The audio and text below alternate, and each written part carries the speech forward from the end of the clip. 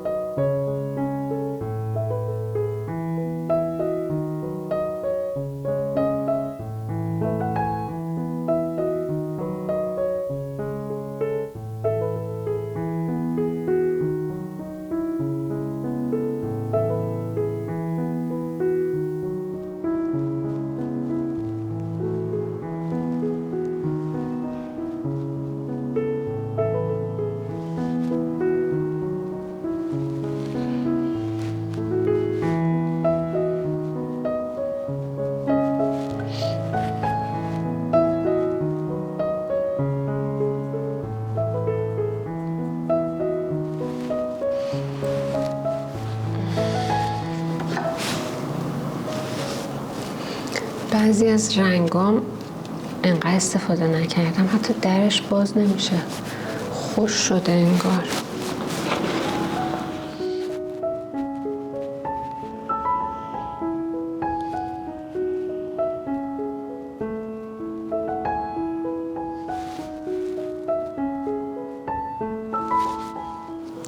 من عاشق دستمالامم، دستمالایی که باهاش قلموامو پاک میکنم. ببینید اصلا یه بافت خوشگلی میدن، حالا اگه فوکس بگیره خیلی خوب میشه. ببینید خودش اصلا یه اثر هنریه.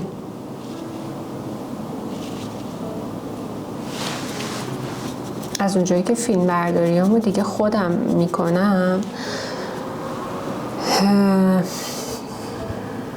تمرکزم یهویی میره روی کارم و مثلا برمیگردم میبینم ای بابا این همه کار کردم، مثلا تصویر فوکس نبوده. هنوز یکم زمان میبره تا دستم بیاد که هم باید حواسم به دوربین باشه هم حواسم به کارم باشه.